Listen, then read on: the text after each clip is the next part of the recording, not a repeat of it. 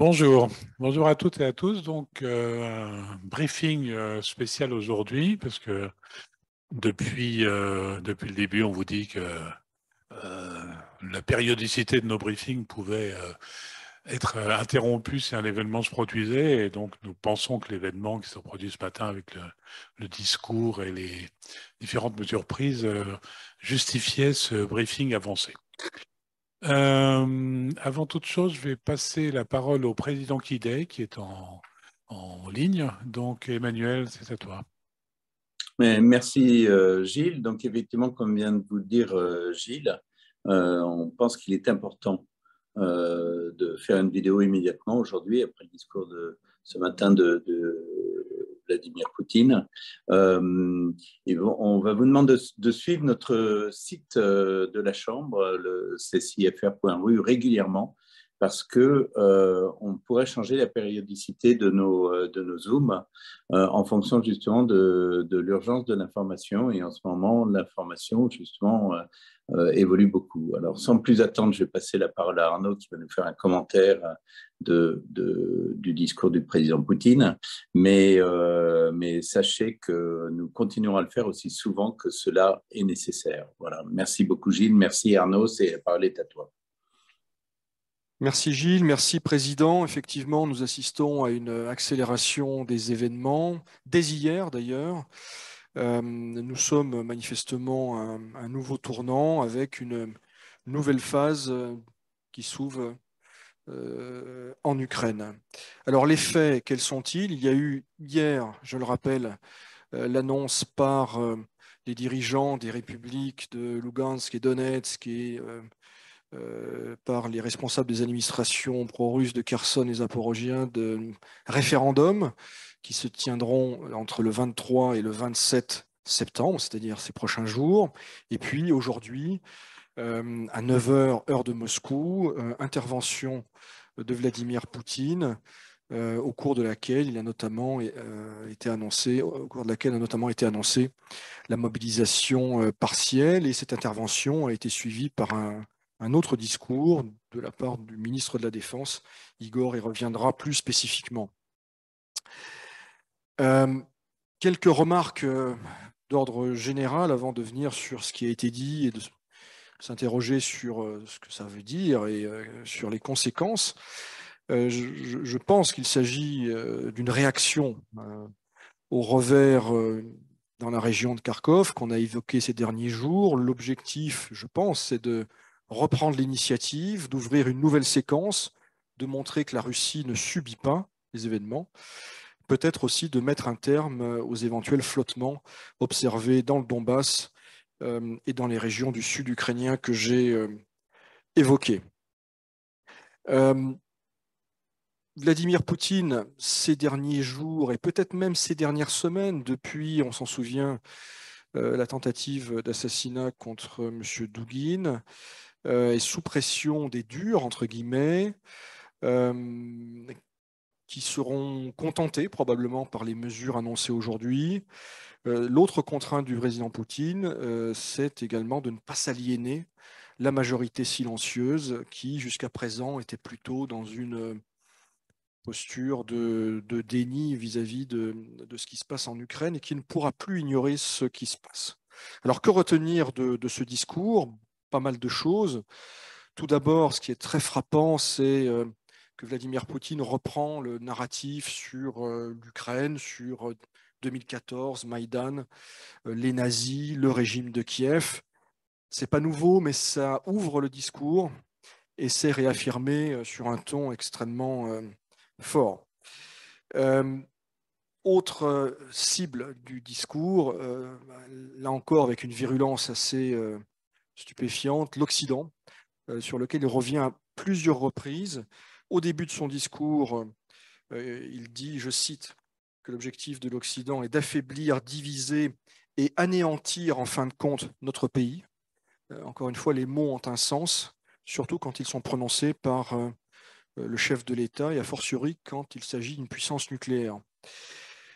Autre passage important du discours de Vladimir Poutine, eh bien, il confirme ce qu'on sait depuis hier, à savoir que les autorités russes accepteront les résultats des référendums organisés ces prochains jours. Ça veut dire très concrètement que la Russie s'apprête à intégrer dans sa composition ces territoires. En d'autres termes, à annexer ces territoires et probablement dans les frontières administratives des entités concernées, c'est-à-dire y compris des territoires qui ne sont pas aujourd'hui contrôlés par la Russie.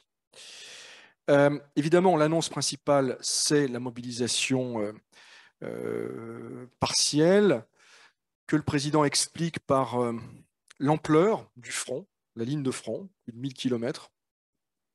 On reviendra, j'imagine, dans notre séance de questions-réponses sur les détails. Il s'agit de réservistes dotés de certaines spécialités requises et ayant, c'est important, une expérience militaire. Et cette mobilisation fait l'objet d'un décret à effet immédiat.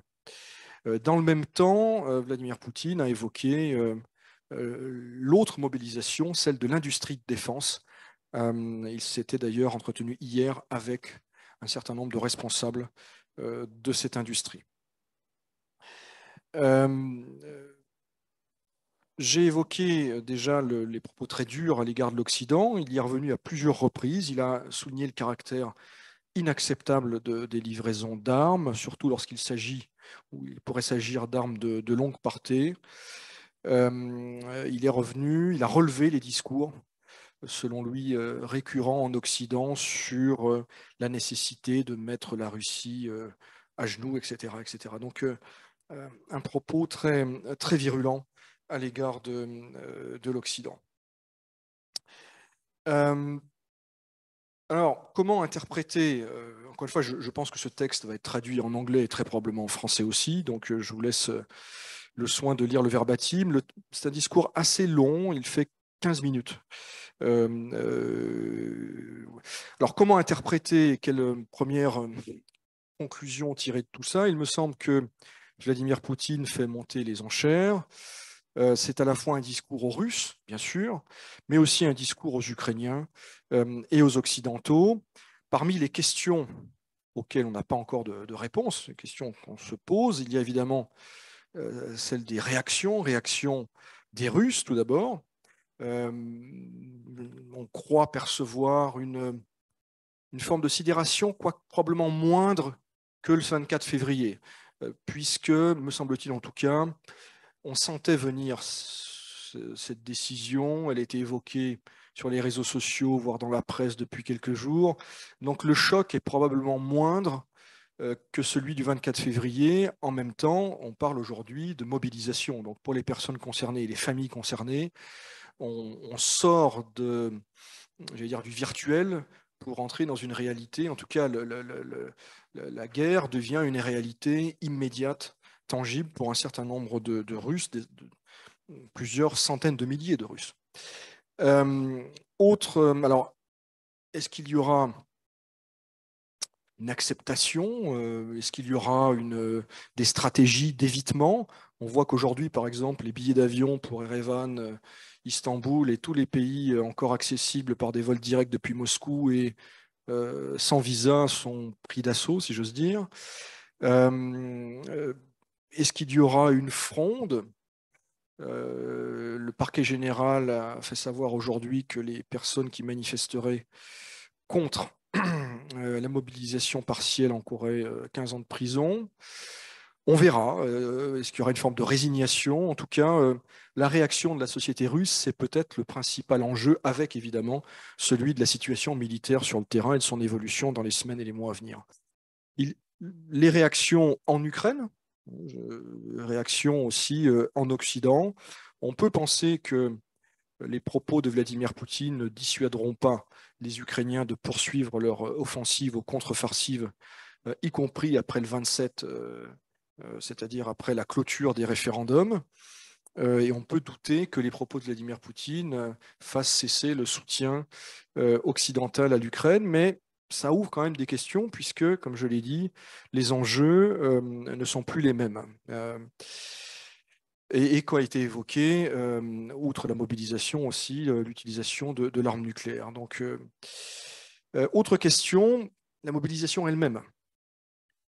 Qui ça concerne vraiment? Comment ça va se passer concrètement? Est-ce que la Russie peut véritablement équiper, former rapidement 300 000 hommes, puisqu'il s'agit de l'objectif fixé par le ministre de la Défense? Quelles sont les missions qui seront assignées à ces mobilisés, 300 000 personnes? Est-ce que c'est aller au combat? Est-ce que c'est au contraire assurer des missions, je dirais, de contrôle de territoire, un peu de gendarmerie quelque part? Nul ne le sait aujourd'hui, évidemment. Ce n'est pas la même chose à la fois pour les personnes concernées, mais également pour la réception par la société russe de cette nouvelle réalité.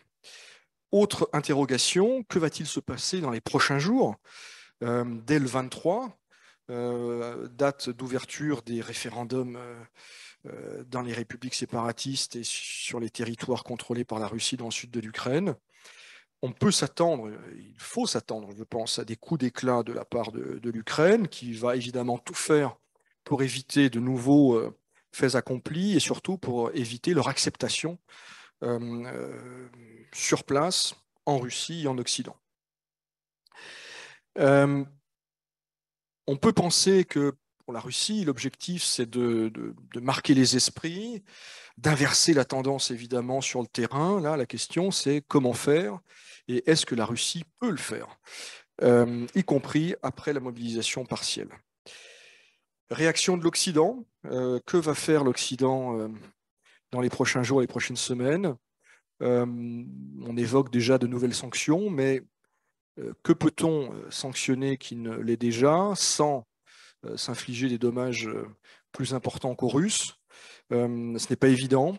Il y aura sans doute également un débat sur de nouvelles livraisons d'armes et surtout sur les armes qui seront livrées à l'Ukraine. On peut penser que les Ukrainiens vont demander des systèmes beaucoup plus puissants, des chars, mais probablement aussi des systèmes anti-aériens à longue portée. Quelle sera notre réponse dans un contexte, encore une fois, où le président Poutine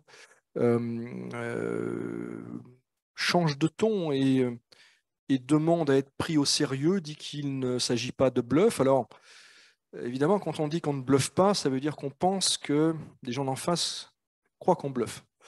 Donc, quelque part, c'est effectivement un signe peut-être de fébrilité, mais en même temps, je pense qu'il faut prendre très au sérieux et peut-être au pied de la lettre ce que dit le président russe dans ces passages-là.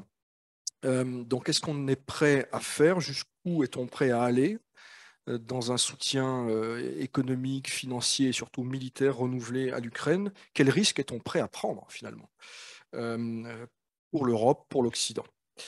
Voilà en quelque sorte où on en est aujourd'hui. Pour conclure, je dirais que finalement, je répéterai ce que j'ai dit, je pense, à plusieurs reprises, que j'ai écrit par ailleurs, qui est quelque chose de pas toujours audible en Occident. C'est que la défaite n'est pas une option pour Vladimir Poutine dans ce dossier au vu des enjeux. Et je pense qu'il faut réfléchir à tous les scénarios en gardant ça à l'esprit. Merci Arnaud. Igor, si tu veux continuer un peu. Merci Gilles, bonjour à tous. Alors après l'explication d'Arnaud concernant le speech de Vladimir Poutine, je vais moi revenir sur l'intervention de Sergueï Shoïgu, ministre de la Défense, donc une intervention télévisée qui est intervenue environ une trentaine de minutes après la diffusion de l'intervention du président russe, sous un autre format puisqu'elle était filmée sous la forme d'un entretien avec un journaliste qui posait des questions au ministre. Et donc, un entretien, une vidéo qui dure en tout une douzaine de minutes, donc relativement le même format, la même longueur que l'intervention de Vladimir Poutine. Alors, dans un premier temps, je vais vous donner en gros les principales idées délivrées, enfin données par Sergueï Shoïgu, et puis dans un deuxième temps, je les analyserai, je vous ferai quelques commentaires, mon ressenti sur ces déclarations. Alors bon, le ministre de la Défense est revenu suite à la question que lui a posée le journaliste sur la situation en Ukraine, une situation qu'il a qualifiée de difficile, de très difficile pour les forces russes, qui se battent, selon Sergueï Shoïgu, contre l'Occident collectif, qui a livré à peu près tout ce qu'il pouvait aux forces ukrainiennes de matériel ex-soviétique, et qu'évidemment ces livraisons de matériel ex-soviétique qui étaient dans les hangars des forces de pays de l'OTAN, d'Europe centrale et orientale aujourd'hui sont épuisées, et qu'il faut donc maintenant monter en puissance sur d'autres types de systèmes que ne savent pas forcément d'ailleurs manœuvrer les Ukrainiens. Que l'Ukraine bénéficie massivement de l'assistance technique de l'OTAN en ce qui concerne l'électronique, les satellites, la surveillance de l'espace aérien ukrainien, de l'espace aérien russe, de ce qui se passe en mer, etc. Et que par conséquent, les Ukrainiens ont une compréhension à peu près en temps réel de ce que font les Russes, de où se trouvent les Russes. Je reviendrai là-dessus dans un instant pour vous expliquer un peu ce que cela sous-entend. Dans le prolongement de cet aspect de l'aide à l'OTAN, Sergueï Shoïgu a expliqué qu'aujourd'hui, tout ce à quoi on a assisté à Kharkov notamment, mais pas seulement, finalement est le fruit de la supervision par des officiers de l'OTAN des mouvements de l'armée ukrainienne. Finalement, l'armée ukrainienne est commandée, d'après le ministre de la Défense russe, par des officiers de l'OTAN. Ensuite, Sergueï Shoïgu est revenu sur les pertes ukrainiennes. Il estime qu'aujourd'hui, les forces russes ont détruit environ la moitié de l'armée ukrainienne et qu'aujourd'hui, l'Ukraine est dans une troisième vague de mobilisation. Donc ça, c'est pour le volet démilitarisation, entre guillemets, de l'opération spéciale russe, hein, comme on l'appelle ici. Et que finalement, les objectifs qui sont assignés à cette opération spéciale ne sont pas simples du tout à atteindre, d'où, et ça c'est le deuxième temps de son intervention, la mobilisation sur laquelle donc, il est revenu, mobilisation partielle. Il a bien précisé qu'il s'agissait de la réserve, des officiers de réserve, des personnels de réserve, de tous ceux qui ont accompli leur service et de tous ceux qui disposent d'une expérience militaire valable et qui peuvent donc être immédiatement disponibles et servir donc dans les rangs. Il a précisé que cette réserve théorique totale est estimée à 25 millions de personnes et que par conséquent, finalement, 300 000, ce n'est qu'un peu plus de 1%. Donc l'idée étant de donner, je pense, une image de gigantisme. 25 millions, c'est colossal. Mais une fois de plus, on parle bien de théorique, hein, avec là plein de discussions qu'on pourrait avoir sur ce que représentent en réalité ces 25 millions, mais là, ce n'est pas l'objet de notre briefing.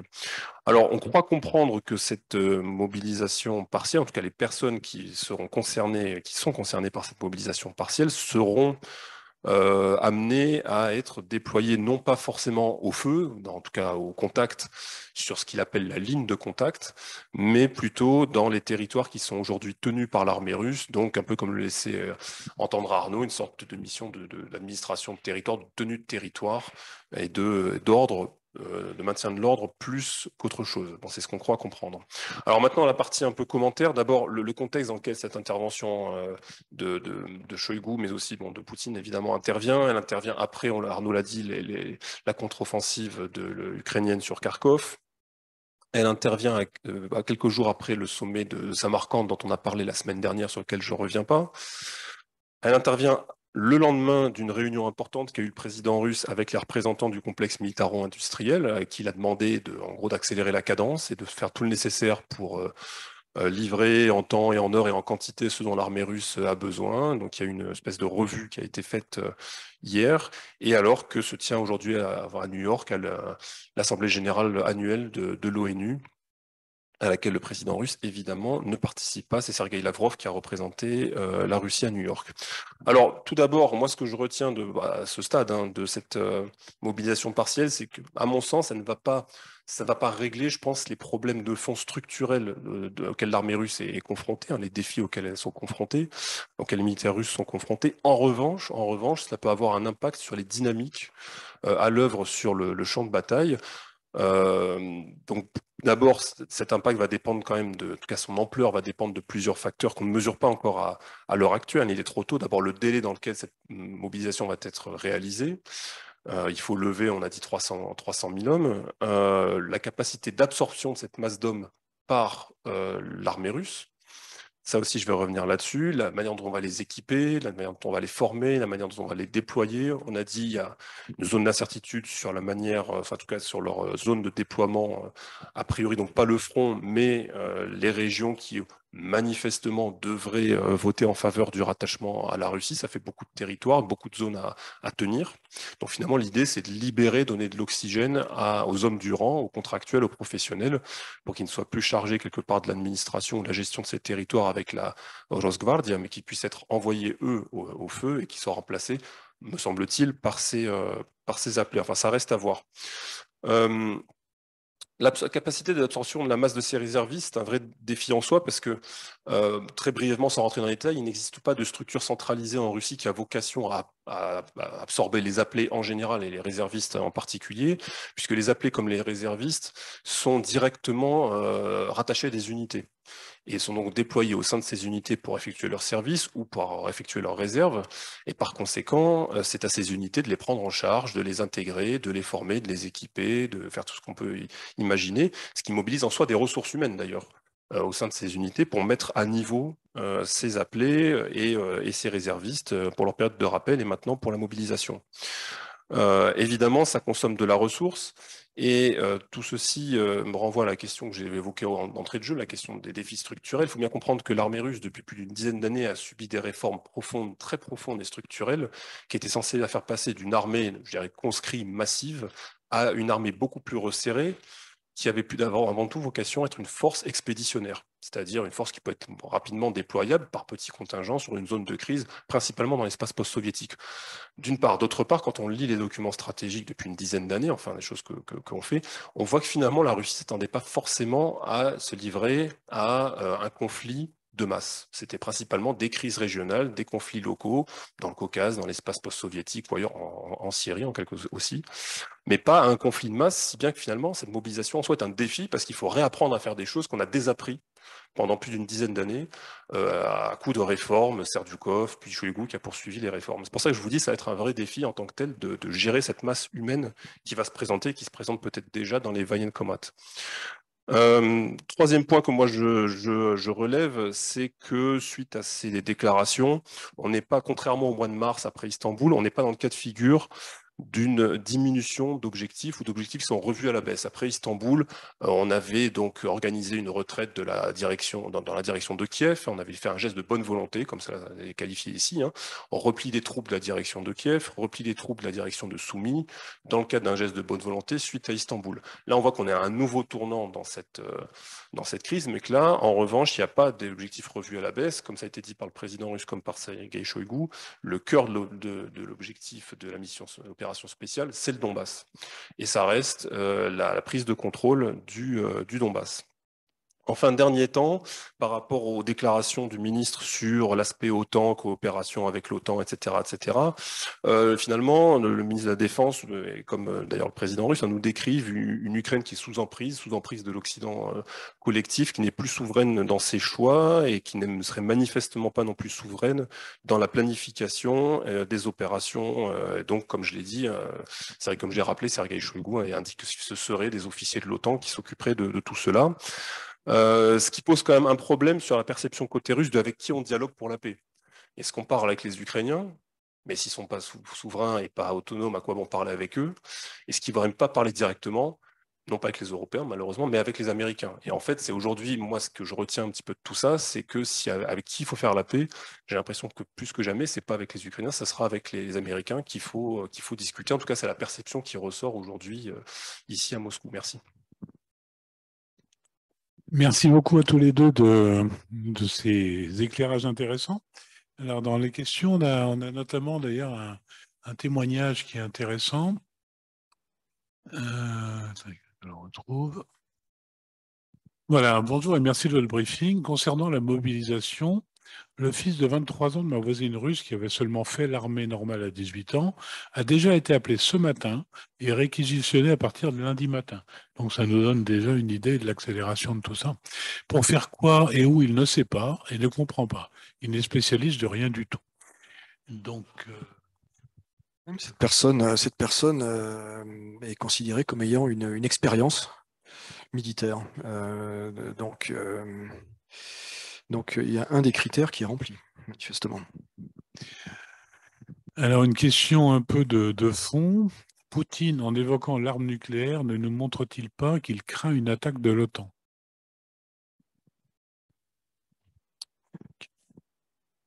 Il y a un livre paru en France il y a déjà quelques années de Michel Tchaninov qui s'appelle Dans la tête de Vladimir Poutine, et je crains qu'il soit assez difficile de se mettre dans ce lieu particulier et vous répondre sur ce que Poutine pense ou ne pense pas, craint ou ne craint pas. J'avoue que c'est un homme qui, par sa formation professionnelle, est peu enclin aux confidences. Et la seule chose que, et là je parle en tant que Russe, que le discours de ce matin était empreint d'une détermination et d'une colère froide, je crois que c'est le terme juste, que en plus de 20 ans d'intervention, d'allocution télévisée, on a rarement ressenti à cet état d'incandescence. Est-ce qu'il craint une attaque de l'OTAN? Je ne pense pas. Par contre, il souhaite envoyer un signal, un signal de dissuasion, effectivement, à l'égard, je pense, à la fois de l'Ukraine et des Occidentaux, avec une volonté de sanctuarisation de ce qui sera sans doute demain proclamé comme faisant partie de la Russie. La question, l'une des questions, c'est ça.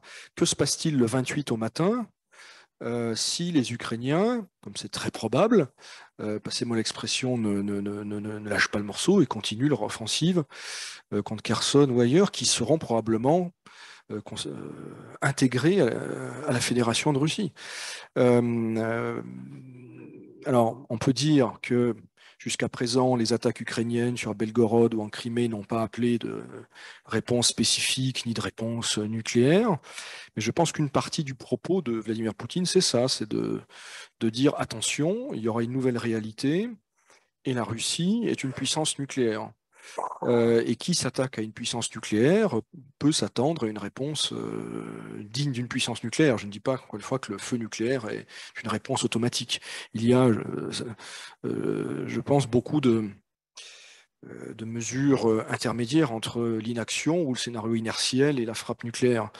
Mais il me semble que, au-delà de la réaction de la société russe que j'ai évoquée, qui est l'une des grandes interrogations, l'autre interrogation, c'est la capacité de la Russie à inverser les choses sur le terrain, car ce discours est l'inverser assez rapidement, parce que le discours très martial à l'égard des Ukrainiens et de l'Occident peut être perçu comme du bluff, comme fragile, encore une fois, s'il ne s'accompagne pas d'une inversion des rapports de force, en tout cas un changement de la réalité sur le terrain. Donc la question, c'est que peuvent-ils faire, que vont-ils faire pour marquer les esprits, pour signifier, parce que ça fait partie du message, qu'on entre dans une nouvelle phase. Je pense qu'il y aura des surprises. Si je puis me permettre, Gilles, en fait, il y a un tweet de Gérard Haro qui est assez intéressant. Gérard Haro, c'est donc l'ancien ambassadeur de France à l'ONU et ensuite aux États-Unis, qui est un diplomate en retraite aujourd'hui, mais qui est un très grand diplomate, et qui dit que Poutine n'avait pas d'autre choix que l'escalade. Je lis son tweet. Poutine n'avait pas d'autre choix que l'escalade, sauf à perdre la face et donc le pouvoir, nous entrant définitivement dans une guerre longue. Et je crois qu'il a entièrement raison. C'est-à-dire que là, aujourd'hui, compte tenu de ce qui se passait, on critiquait beaucoup la Russie en disant, vous voyez, ils ont perdu face à la contre-offensive et ils ne font rien, ils sont incapables de réagir. Oui, je pense que Gérard Haro a raison. Il n'avait pas d'autre choix que l'escalade aujourd'hui. Oui, tout à fait. C'est donc ce que décrivaient Arnaud et Pavel, d'ailleurs, tout à fait.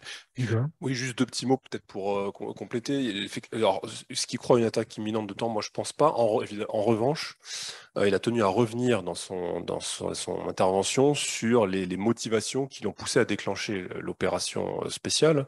Et il a clairement expliqué, ou réexpliqué, réaffirmé qu'il est convaincu qu'il y avait une attaque qui était imminente de l'Ukraine pour tenter de reprendre par la force le contrôle des provinces séparatistes du Donbass d'une part, et ensuite de poursuivre sur la Crimée. Et que donc, finalement, cette opération spéciale a servi à couper l'herbe sous le pied au plan ukrainien, qui était donc manifestement en train, d'après lui, de prendre forme.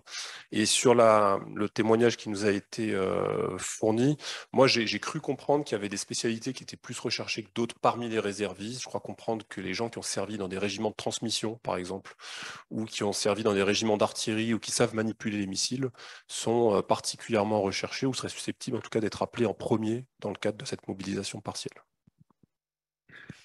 Merci. Alors, 2 questions sur les référendums. La première qui me semble, sinon optimiste, du moins naïve. Que fera la Russie si les territoires récemment conquis se prononcent pour rester en Ukraine dans le référendum? Alors, cette hypothèse, elle était évoquée il y a 15 jours, 3 semaines, sur certaines chaînes Telegram.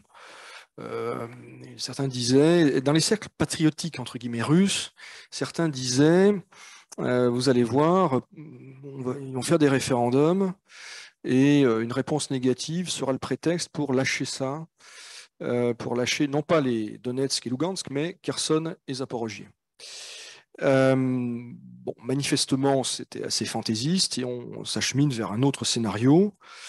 Et je ne crois pas qu'il faille s'attendre à beaucoup de surprises sur les résultats.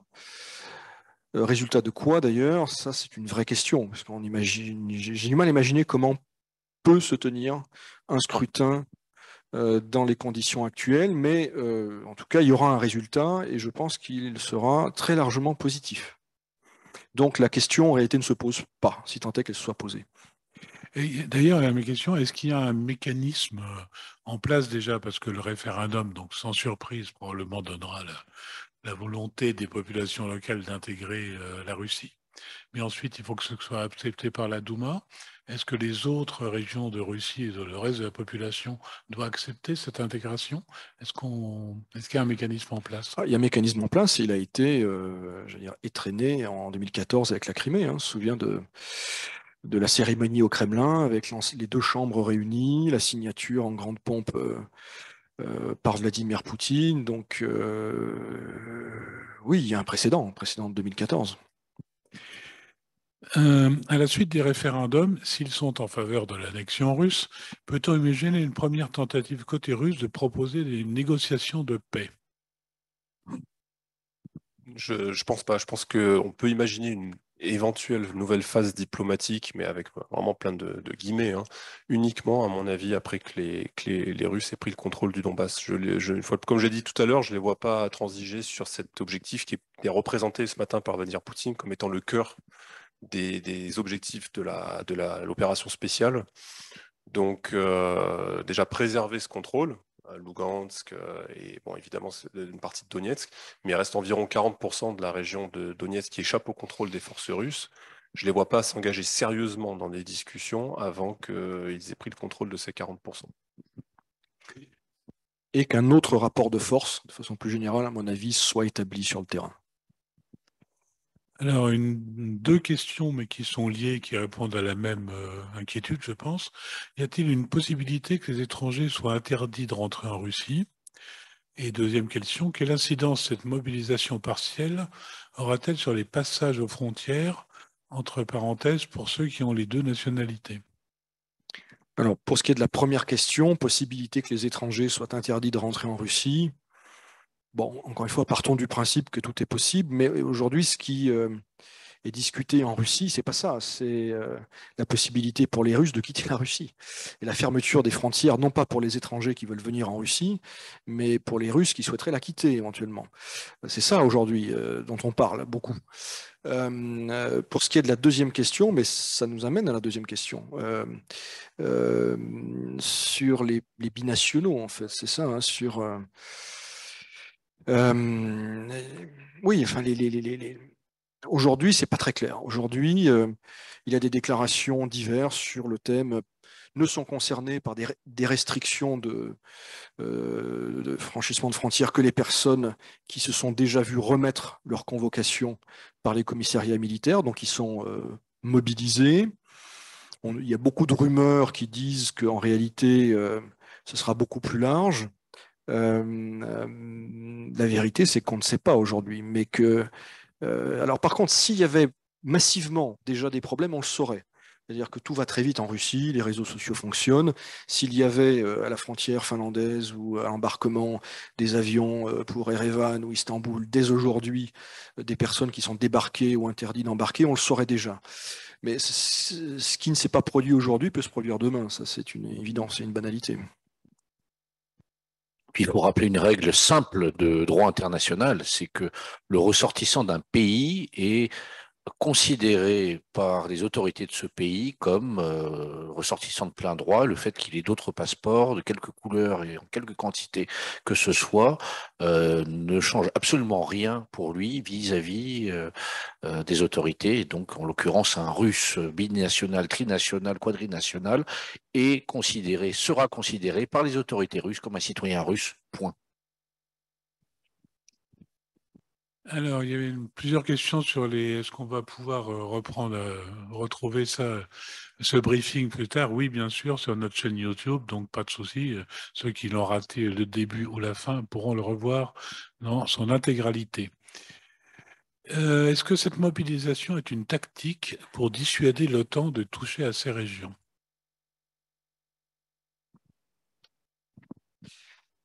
Encore une fois, je ne pense pas que l'OTAN, en l'occurrence, soit vraiment le sujet. Il s'agit, en tout cas c'est mon point de vue, qui n'engage que moi, de casser la dynamique négative qui était à l'œuvre depuis Kharkov. Et en réalité, depuis début juillet, hein, on voit qu'après la prise de Lysychansk, les Russes n'ont pratiquement pas avancé. Donc il y avait un problème majeur, structurel. Et qui était très bien décrit par les militaires eux-mêmes ou par les commentateurs militaires russes, à savoir le manque d'hommes, le problème de rotation qu'évoquait Igor. Donc ce n'est pas l'OTAN, ce n'est pas la menace de l'OTAN, où il s'agit vraiment de créer une nouvelle dynamique, une nouvelle réalité, et d'inverser la tendance en réalité.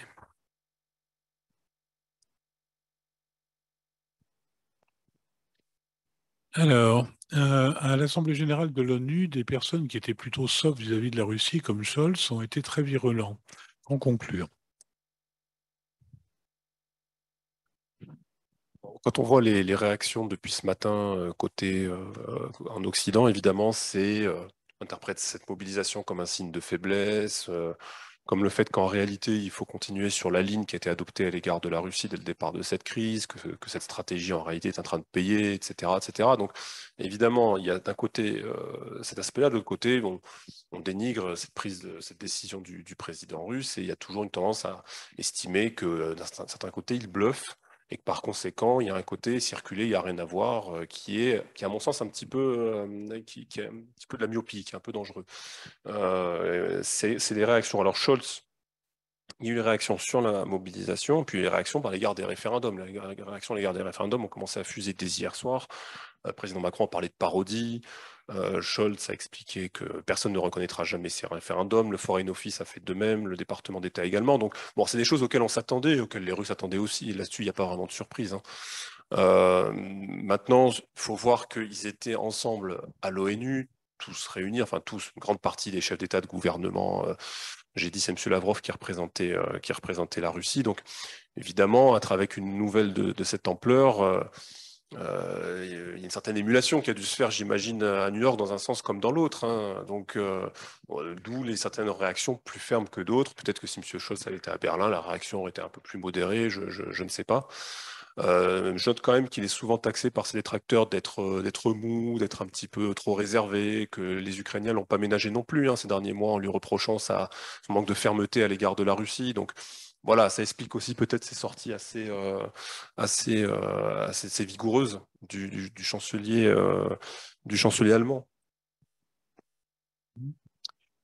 Donc ça répond à une autre question qui était quelle réaction sanctionne l'Occident suite à ces annonces et les résultats de référendum peut-on anticiper? Vous avez déjà répondu en grande partie sur les sanctions.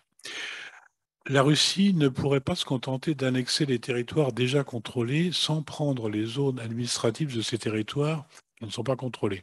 Il me semble que loi inclure ces zones non contrôlées prête à critique. Quel intérêt? Igor a déjà répondu à la question. Il est inenvisageable, au vu de ce qui a été dit, proclamé par la Russie au plus haut niveau de l'État, de ne pas essayer, en tout cas, de reprendre le reste de la région de Donetsk. C'est, j'allais dire, le programme minimum pour la Russie. Donc ça, elle va essayer de le faire, ça ne fait aucun doute. Après, il y a deux autres régions, Kherson et Zaporogié, qui ne font pas partie du Donbass. Zaporogié, d'ailleurs, la proportion du territoire de la région de Zaporogié contrôlée par l'armée russe est plus importante que celle de la région de Donetsk, on est pratiquement à 70%. La différence étant que le chef-lieu, Zaporogié, est sous contrôle ukrainien. Donc, Donetsk, j'allais dire, c'est pas négociable pour le pouvoir russe. En tout cas, c'est quelque chose, s'il ne le fait pas, ce sera une défaite, c'est évident. La question, c'est, encore une fois, dans quelques semaines, dans quelques mois, tout ça est très hypothétique, hein, mais est-ce que la Russie pourrait essayer d'aller plus loin, hein, Nikolaïev, etc. etc. Ça fait partie des questions qui se posent. Mais ça dépend, encore une fois, de ce qui se passera sur le terrain. Et ça, nul ne le sait. Toujours ravi d'entendre vos interventions, merci. Existe-t-il des sondages dans les régions concernées par le référendum? Peut-on s'attendre à un oui au rattachement massif ou plutôt du 50-50? Écoutez, tout dépend de quoi on parle. Encore une fois, j'ai dit tout à l'heure que je ne sais pas comment on pouvait voter dans ces conditions. Je ne sais pas comment on peut faire un sondage dans ces conditions. Alors, il y a des sondages qui sont publiés, qui montrent des taux de soutien à 90% pour Lugansk et Donetsk, ce qui pour le coup est peut-être plus crédible, parce que effectivement, les populations qui sont restées dans les deux républiques depuis 2014 ont été soumises à rude épreuve par les Ukrainiens. Et donc là, pour le coup, c'est moins sujet à caution. Par contre, les régions de Kherson et Zaporogié, en tout cas, les sondages qui ont été faits, vous allez me dire, ça remonte, mais avant Maïdan, en 2014, montraient qu'il y avait, par exemple, un sentiment irrédentiste qui représentait entre 20 et 25% de la population des régions de Lugansk et de Donetsk, donc c'était minoritaire, mais ça existait. C'était absolument marginal ailleurs, y compris dans les régions de Kherson. Et j'attire votre attention sur le fait, encore une fois, si on fait la carte électorale un peu ancienne, mais à l'époque de la bipolarité entre le parti des régions et les autres forces, que ce soit Timoshenko, Yushchenko et les autres, eh bien, Kherson était un petit peu le maillon faible, entre guillemets, de cette ceinture pro-russe, entre guillemets, et le parti des régions, il faisait des scores d'environ 50%, alors qu'à Lugansk, à Donetsk, dans des conditions parfaitement démocratiques à l'époque, il faisait 85-90%. Donc, alors après, il y a évidemment les mouvements de population, qui est resté à Kherson et dans les régions de Zaporogia. On peut penser qu'une partie de la population attachée à l'Ukraine, ne souhaitant en aucun cas vivre en Russie, a pu partir. Donc évidemment, ça influe sur un vote. Mais je maintiens je ne pense pas qu'on puisse, comment dire, organiser quelque chose en tout cas de valable dans ces conditions-là. En tout cas, ce sera contesté, évidemment. Et donc les sondages, bon, c'est encore plus sujet à caution. Merci Arnaud. Une question sur les entreprises. Alors effectivement, Pavel, tu vas peut-être pouvoir nous parler de ça. Déjà, quel est l'impact global de cette décision sur les entreprises? Et là, on nous demande plus précisément, quel est l'impact sur les entreprises qui auront des appelés? Les salaires seront payés par qui? Alors, tout d'abord, pour répondre à cette question, la réponse est simple. Les salaires seront payés par l'État qui se substitue à l'employeur et qui, en fait, agit comme employeur pour des soldats qui seront rémunérés. Voilà, ce n'est pas l'entreprise, ce sera l'État qui paiera. Pour l'impact général de toutes ces décisions sur les entreprises, elles ont été partiellement traitées donc par le législateur russe, et les membres de la Chambre ont reçu aujourd'hui un message du président avec en pièce jointe un fichier PDF qui détaille en français et en russe ces mesures, aussi bien pour leur impact sur les personnes physiques que sur les personnes morales, c'est-à-dire les entreprises. Ayez à l'esprit que tout ceci est encore assez théorique. La réglementation a déjà partiellement été dictée, mais les décrets d'application, non. On ne sait pas qui est responsable de quoi, de quelle manière, qui seront les organes en charge du contrôle, qu'il s'agisse encore une fois des personnes physiques ou morales. Donc vous avez la hotline qui, je l'espère, vous sera utile. Écrivez-nous et nous grouperons les questions par catégorie et nous y répondrons au fur et à mesure que nous aurons des éléments de réponse fournis par le pouvoir exécutif russe. Oui, d'ailleurs, une question complémentaire à laquelle je ne pense pas qu'on puisse répondre tout de suite, c'est combien d'entreprises seront affectées si 300 000 hommes sont réquisitionnés et dans quel domaine? Donc, je pense qu'effectivement... On peut vous dire, par exemple, que les entreprises ne seront pas affectées, c'est celles du complexe militaro-industriel dont les employés ne seront pas touchés par cette mobilisation partielle. À partir du moment où on parle d'exemption, il y en aura bien d'autres. Encore une fois, nous allons voir dans les jours et les semaines, je ne sais pas. Aujourd'hui, on a eu vraiment un vu, mais dans les jours qui viennent, on pourra vous donner des éléments de réponse complémentaires. Alors, il y a deux questions, je pense, complémentaires. Donc, quelles conséquences pour l'Ouest suite au résultat des référendums dans le cas où les territoires seront rattachés à la Russie? L'Ukraine sera de facto attaquant le territoire russe avec des armes occidentales et donc le risque majeur est une attaque russe nucléaire en Ukraine.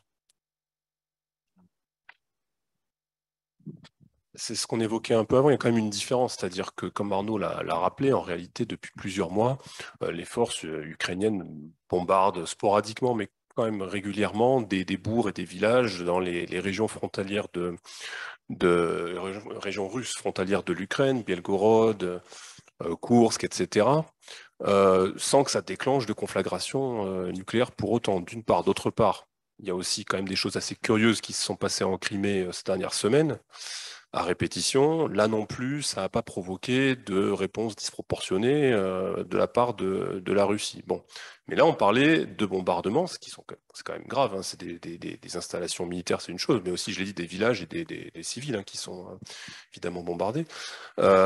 Mais là, si on part d'une contre-offensive avec pénétration de troupes ukrainiennes dans telle région que les Russes vont désormais considérer comme territoire de la Fédération de Russie, là, c'est plus des bombardements. Là, c'est une force hostile qui rentre. Enfin, on rentre dans un autre cas de figure. C'est quand même une escalade. Donc, je ne dis pas qu'il va y avoir automatiquement des répliques avec des armes de destruction massive, mais il y a une rhétorique qui est agitée, qui est là pour faire peur, pour instiller le doute, pour paralyser éventuellement des prises de décision, les retarder. Et en tout cas, il y a, à mon avis, un risque qui serait bon de prendre quand même de prendre en compte. Merci beaucoup. À la télévision française, on parle des manifestations en Russie contre la mobilisation. Avez-vous vu quelque chose à Moscou déjà?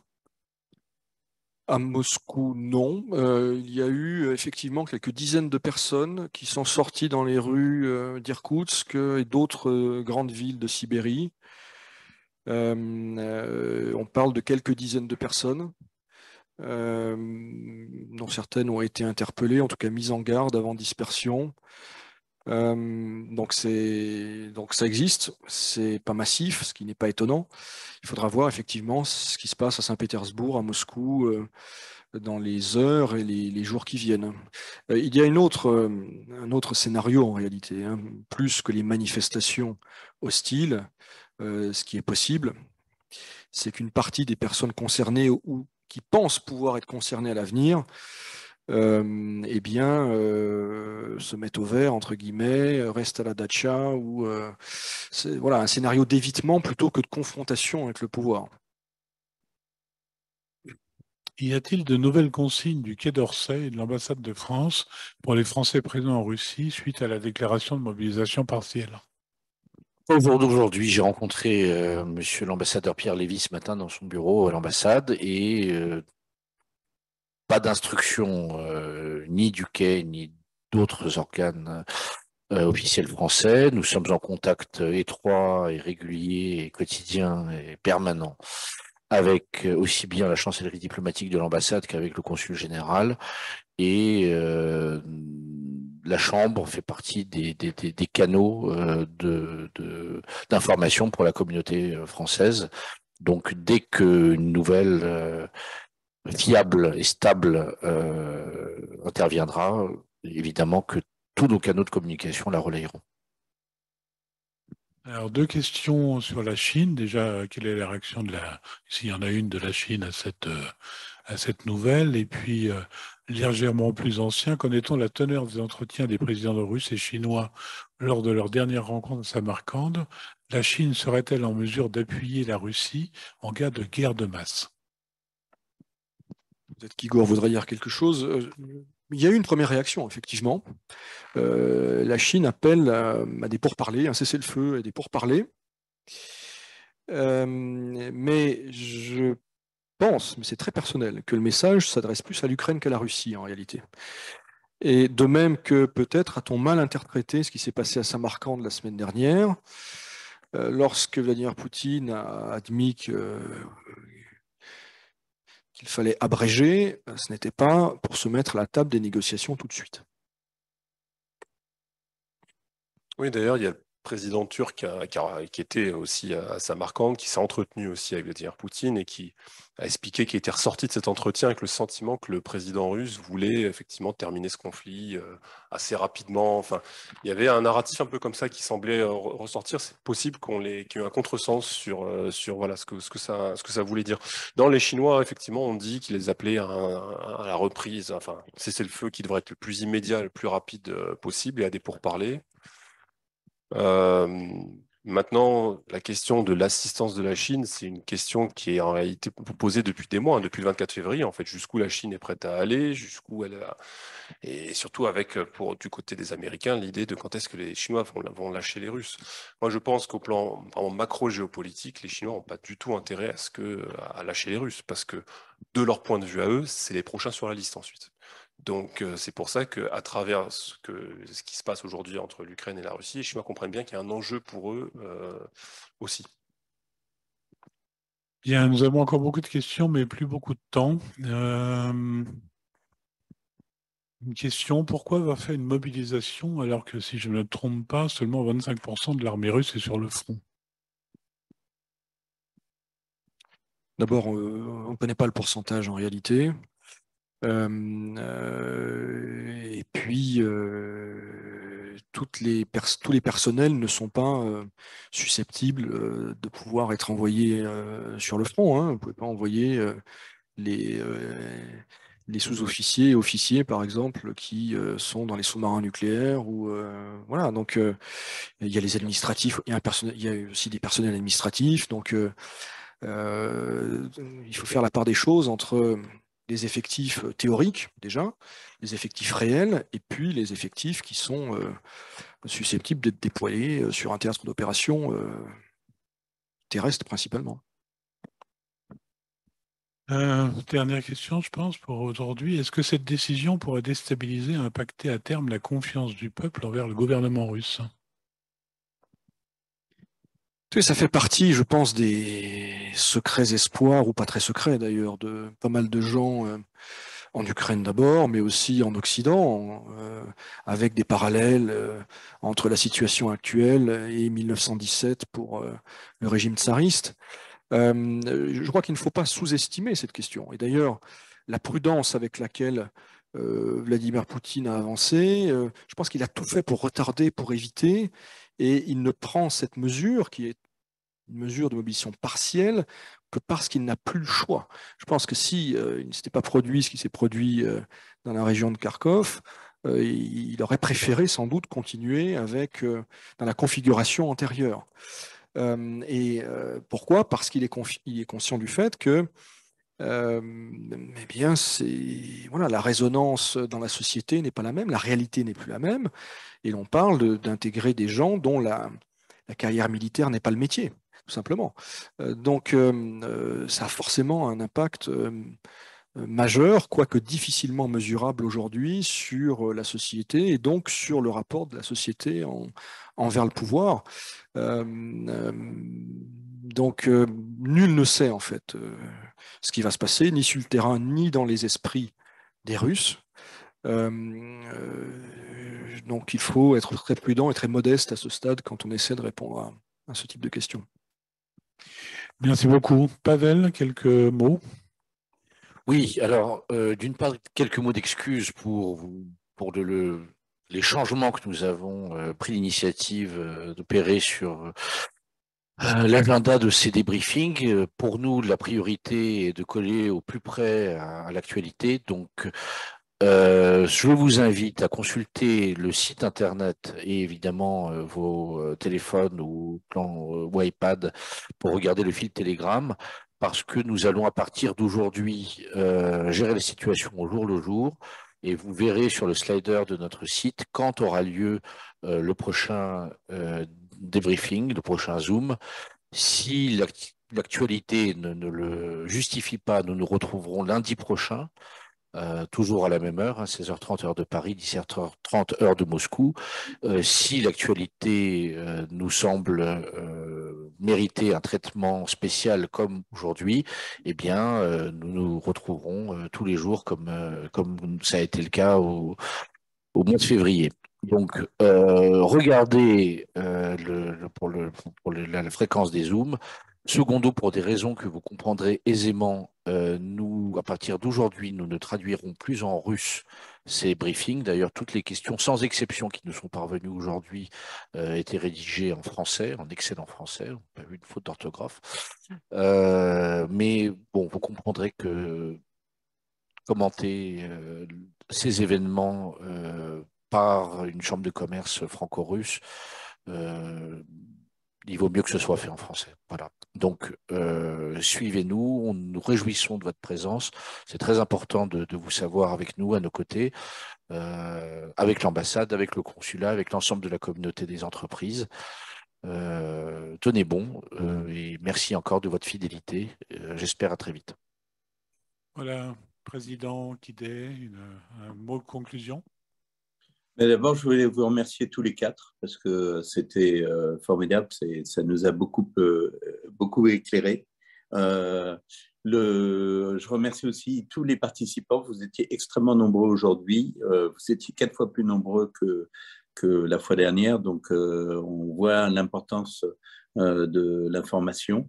Posez-nous des questions auparavant ou à utiliser la hotline. C'est vraiment important. Et notamment, on a parlé, c'était beaucoup plus politique et militaire aujourd'hui et peu économique, mais on fera aussi on répondra à vos questions économiques. Donc, posez-nous des questions.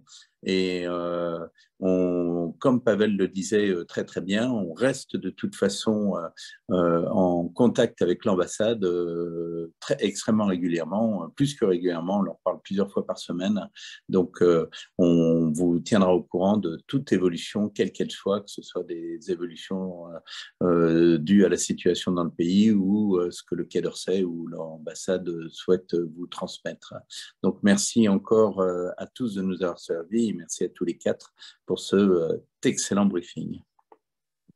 Merci et comme toujours, la CCI France-Russie se tient à vos côtés. Au revoir.